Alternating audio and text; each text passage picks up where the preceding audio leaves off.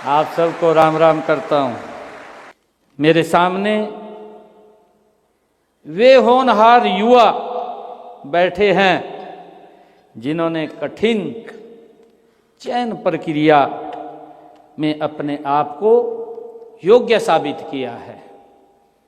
मैं जानता हूं कि इस परीक्षा की तैयारी में आपने कड़ी मेहनत और संघर्ष किया है, परंतु यह संघर्ष जितना आपका था उतना ही हमारा भी था।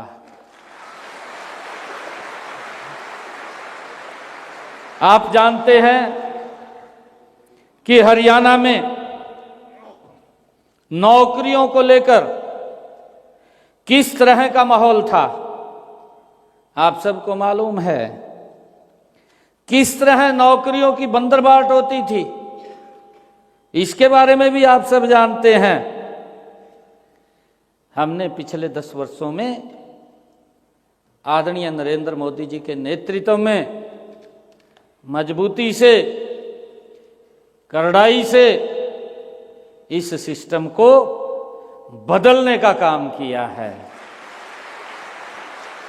हमने पारदर्शिता ला करके बिना पर्ची बिना खर्ची के आज मुझे खुशी है कि 2605 पटवारियों को आज चयनित किया गया है। हमें भी बड़ा संघर्ष करना पड़ता है। आप सबको मालूम है कि अभी विधानसभा के चुनाव थे। जब से मुझे जिम्मेवारी मिली तो मैंने एक घोषणा की थी 12 मार्च को जब मुझे जिम्मेवारी मिली। और इसके पीछे जो बिना पर्ची बिना खर्ची के जो आज का ये माहौल है, आज आपको किसी भी युवा को किसी विधायक और मंत्री के दरबार में हाजिरी लगाने की आवश्यकता नहीं है।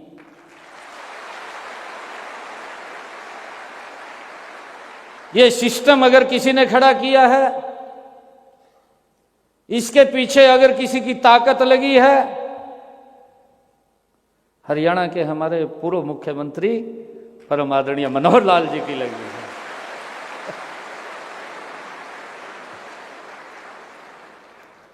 सिस्टम लचर पचर था, खराब था सिस्टम। जैसा सिस्टम था हम भी उसी में चल रहे थे। तो मैं पर्ची लेकर के मनोहर लाल जी के पास गया। मैं कहा जी हल्के माँ, मैं नैनगढ़ से विधायक था, तो मैं वहाँ मेरे पर कुछ युवा है, कहा जी हमारा इंटरव्यू है और लगवाओ। मैं कहा लगवाएंगे भाई। मैं कहा तो मैं पर्ची लेकर मनोहर लाल जी पे गया। मैं कहा जी युवा आ रहे यहाँ, इनका कैसे करना है आप बताओ। मेरे हाथ में पर्ची लेकर जेब में पहली मेरे को कहने लगे, कहा सिस्टम सुधारना है या उसी रास्ते पे चलना है। मैंने कहा सुधारना है जी। कहा फिर इसको भूल जा। मैं दोबारा मनोहर लाल जी को किसी भी युवा की सिफारिश नहीं की भी इसको नौकरी लगवा दो।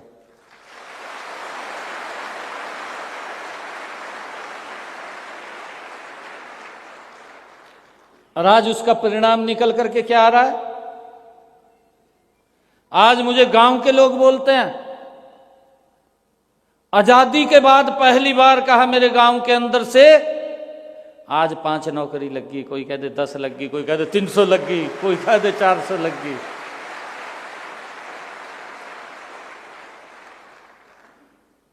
ये अगर अधिकार मिला है तो ये नरेंद्र मोदी जी के नेतृत्व में हमारी सरकार ने उपलब्ध कराया है।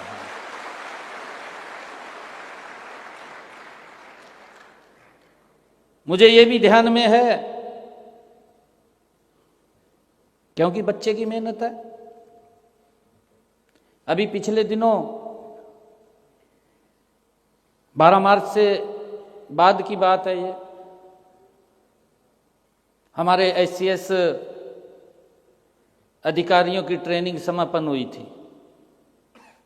जैसे आज आपकी ट्रेनिंग ये शुरू हो रही है, वो ट्रेनिंग समापन करके वो आए तो उन्होंने कहा कि आपको बुला रहे हैं। मेरे को अधिकारियों ने कहा कि आपने वहाँ जाना चाहिए। उस बीच में मैं गया।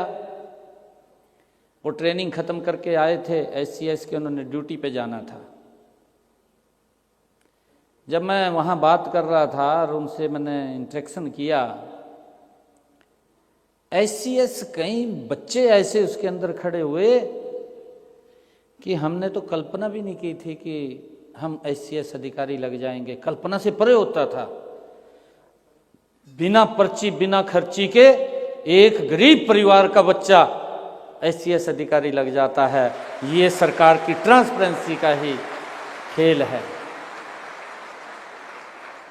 ये बच्चे की ही मेहनत है, ये आप लोगों की मेहनत है कि आज अपनी मेहनत के बल के ऊपर आज आपको पूरा का पूरा सम्मान दिया है। ये सरकार ने दिया है और इसके अंदर कोई भी किसी प्रकार की कोई दिक्कत नहीं है। कई बार होता है, क्योंकि हमारे लोग भी, हमें भी सुनने को मिलता है, हमारे कार्यकर्ता हैं वो बोलते हैं, कई माँ बाप होते हैं बोल देते हैं। आज क्योंकि मैं आप खुले मन से बात कर रहा हूँ, मैं वैसे तो कर नहीं रहा हूँ, पटवारियों के बीच में हूँ।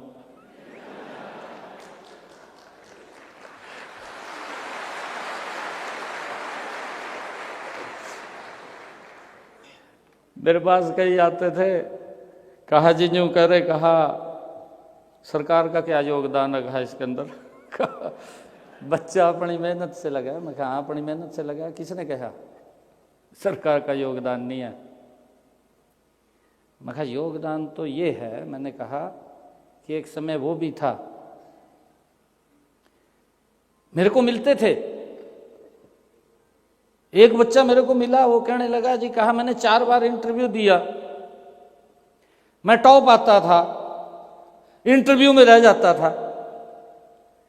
मेरा तो कहा मन ही टूट गया था भी भाई ये नौकरी तो कहा बिना सिफारिश के नहीं मिलती, कहा बिना पैसे के नहीं मिलती।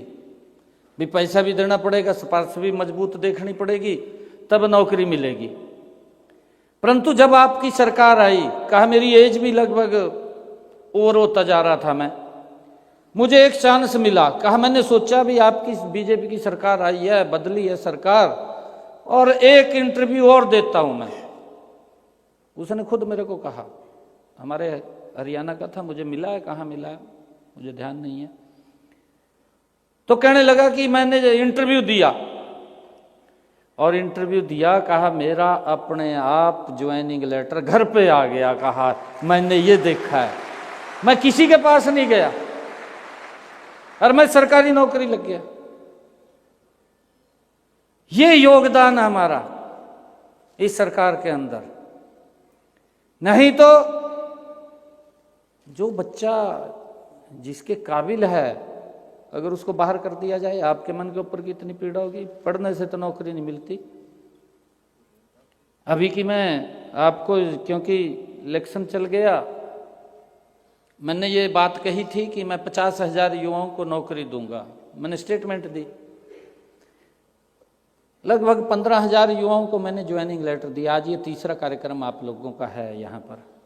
मैंने सबसे पहले तो 7,500 जो हमारे टीचर्स थे उनका स्थान पे कार्यक्रम हुआ था, जब उनको ज्वाइनिंग लेटर दिया।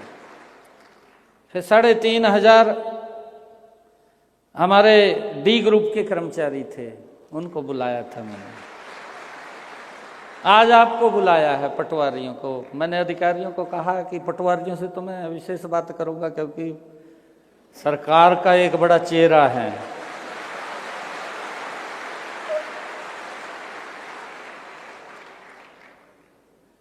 नहीं तो, क्योंकि सबसे ज्यादा काम आप लोगों से पड़ता है लोगों को।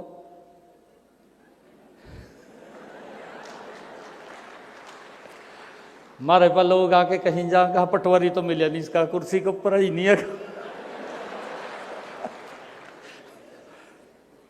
आप लोगों को मुझे खुशी है, मुझे गर्व भी है। आप जितनी ताड़ियां बजाते हैं ना, मुझे उतना गर्व होता है।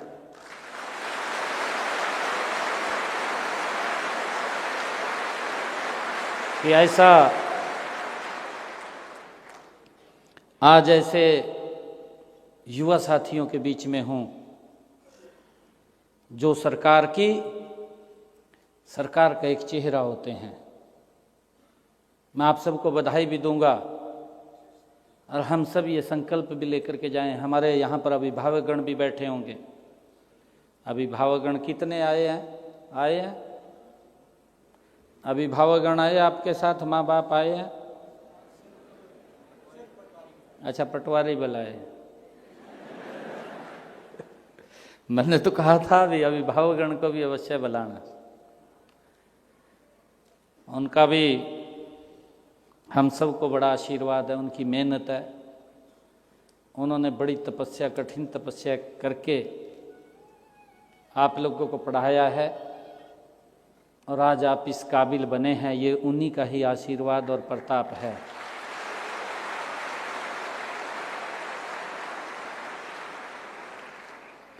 मैं ये चाहूँगा, क्योंकि आज से आप ट्रेनिंग पे चले जाएंगे और ट्रेनिंग पे जाएंगे, उसके बाद अपने अपने कार्य को भी आप संभाल करेंगे। क्योंकि हमने जिस अपेक्षा के साथ कि सिस्टम को ठीक करना है, सिस्टम को सुधारना है, मैं आपको एक और बात बताता हूं। खुद मैं अपनी बात बता रहा हूं। मेरा एक भतीजा है, MBA कर रखी, BSc कर रखी। वो मेरे पास आ गया का कहीं लगवाए थे। मैं कहा यार इतना खुला चल रहा मामला, किसी को कहने की जरूरत नहीं, तो मेरे पास क्यों आया? मैं कहा आप पेपर दो, मेहनत कर, लग जाएगा तो अपने आप। नहीं तो स्थितियां ये रहती थी, अखबार में पहली हेडलाइन बन जाती कि फलाने मंत्री का बेटा इस नौकरी पर लग गया। बन जाती है नहीं बन जाती? पहले ही हेडलाइन बन जाती। और जितना रिजल्ट आवा था लोग देखेंगे भाई हाँ लग गया भाई, कहा तो। आप लोग, जो गरीब व्यक्ति था, जो पात्र व्यक्ति था, वो छूट जाता था, वो नहीं लगता था। परंतु सरकार ने कितना स्टैंड इसके ऊपर लिया है। मैं आज आप लोगों से एक संकल्प लेने के लिए यहां पर आया हूं कि जहां पर भी हम बैठे, ट्रांसपेरेंसी से काम करें। हम वो सरकार का चेहरा है कि सरकार आपके माध्यम से लोगों को दिखाई देती है कि सरकार बैठी है हमारी। कोई दिक्कत ना आए। हमने इसको ऑनलाइन किया है। अब दिक्कत ऑनलाइन किया है कि लोगों को घर बैठे ही सुविधा मिले। हमने जो CSC केंद्र हैं उसके अंदर भी जाकर के अगर किसी को फर्द लेनी है, फर्द वो ऑनलाइन निकलवा सकता है, घर बैठे निकलवा सकता है। परंतु फिर भी अगर किसी को कोई आपसे हेल्प के लिए आया है, कोई किसी को आपकी हेल्प की आवश्यकता है, आप अपनी कुर्सी से खड़े होकर के उसकी हेल्प कीजिए। आपका कितना सम्मान वो करेगा। इतने हमारे यहाँ के हरियाणा के भोले लोग हैं, परंतु जब उसको कुर्सी के ऊपर वो दिखाई नहीं देता, फिर हमारे पास भी आकर के बोलता है, कहा भाई पटवारी तो बैठता नहीं है, कहाँ रहता है, कहाँ नहीं रहता। इस बात को हम जरूर सुनिश्चित करें और ये संकल्प लेकर के जाएं कि हम ट्रांसपेरेंसी से, ईमानदारी से, कई प्रकार के दबाव भी आते हैं। आपके पास किसी अधिकारी का भी फोन आ जाएगा, किसी विधायक का भी आ जाएगा, मंत्री का भी आ जाएगा, कहा भाई यूं कर दे। कहा मैं अभी आपको एक बात बताना चाहता हूं। मेरे पास एक DC का फोन आया। वो कहने लगे, कहा मंत्री जी यूं कह रहे हैं BA कर दे। मैं कहा भी गलत न करिए, कभी तो जेल में चले जा। मैं कहा मैंने स्पष्ट गया, आपको अगर दिक्कत है मेरे को बताओ, मैं बात करूंगा ना मंत्री से, भी गलत क्यों करवा रहा, गलत काम नहीं करना, ये तो संकल्प कर लीजिए। मेरा आप लोगों से आग्रह यही है, आप सरकार का चेहरा हैं, बहुत सारे आपको प्रलोभन भी आएंगे, आते हैं, धक्के तो जेब में डाल जा, कहा जी मैं तो वैसे ही दे रहा, मेरा काम कर दिया तन्ने, भाई तेनू क्या जरूरत पड़ रही है देने की, कहते इस बात से हमने सचेत रहना है, किसी के दबाव में नहीं आना, किसी के ऐसे उसमें भी नहीं आना, कहते भी चाय पी जाता मेरी अर्थ जा, कहते अपने घर, कहते तेरा काम हो गया, कहते ईमानदारी से मेरा आग्रह है आप लोगों से कि हम ईमानदारी से आगे बढ़ें और ईमानदारी से ही हम लोगों को सेवाएं दें, जिससे कि लोगों का जो पीछे एक अविश्वास उठ गया था, उस अविश्वास को विश्वास में बदलने का काम अगर कोई करेगा, ये मेरे 2605 पटवारी हैं, वो उसको बदलने का काम करेगा।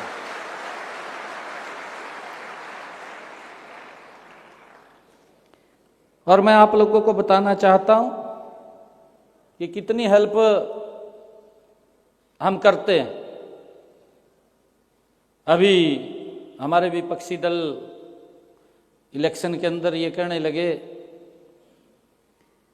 कहा जी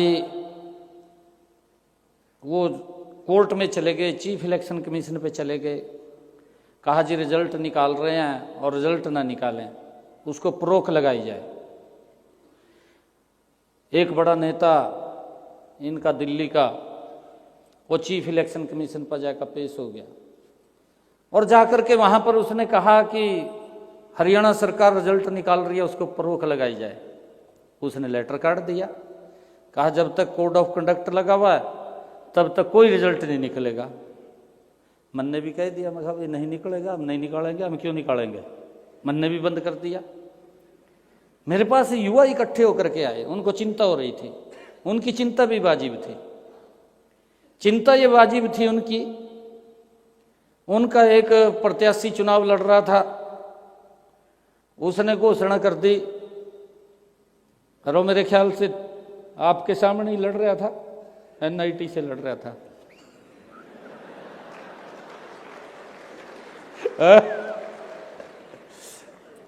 वो कहने लगा, कहा जी 2 लाख नौकरियां हैं, मेरे हिस्से में 2000 रह रही, कहा मघायो मारा का नाश हो युवाओं का। एक और कहने लगा दूसरा, और कहने लगा, कहा जी मेरे को 50 वोट दो, मैं ठूले के 50 वोट के ऊपर 1 नौकरी दूंगा। एक ने घोषणा करी, एक और उससे आगे निकला, वो ये कहने लगा, कहा जी मेरे को वोट दो, कहा मैं ठूले के अनुसार नौकरी दूंगा। कितनी युवाओं को चिंता हुई। चिंता वही होगी भी 2014 से पहले जो स्थिति थी वही स्थिति बनेगी, भी नौकरी नहीं। और मेरे पास इकट्ठे होके आगे काफी संख्या में युवा और कहने लगे, कहा जी रिजल्ट निकाल दो। मैं कहा भी रिजल्ट तो नहीं निकाल सकता, परंतु मैं एक वायदा आपसे करता हूं। उन्हीं के बीच में मैंने कहा, युवा साथियों के बीच में कहा कि मैं आपसे एक वायदा करता हूं कि 8 तारीख को जब रिजल्ट आएगा, मैं ज्वाइनिंग लेटर आपको पहले दूंगा, बाद में मैं शपथ लूंगा। मैंने ये बात कही और मुझे इस बात की खुशी भी है, मुझे इस बात का गर्व भी है कि मैंने अपने 25,000 युवाओं को पहले ज्वाइनिंग लेटर दिया, बाद में मैंने अपनी ज्वाइनिंग के ऊपर साइन करा, बिना पर्ची बिना खर्ची के दिया, किसी का कोई 5 पैसा नहीं लगा। एक बड़ा माहौल आज प्रदेश के अंदर युवाओं के बीच में है, एक विश्वास जगह है, जो विश्वास खो चुके थे कि पढ़ने से नौकरी नहीं, नौकरी किसी के चक्कर काटने से मिलेगी। आज युवाओं में एक बड़ा विश्वास ये जगह है कि नौकरी तो पढ़ने से ही मिलेगी, चक्कर काटने से नहीं मिलेगी।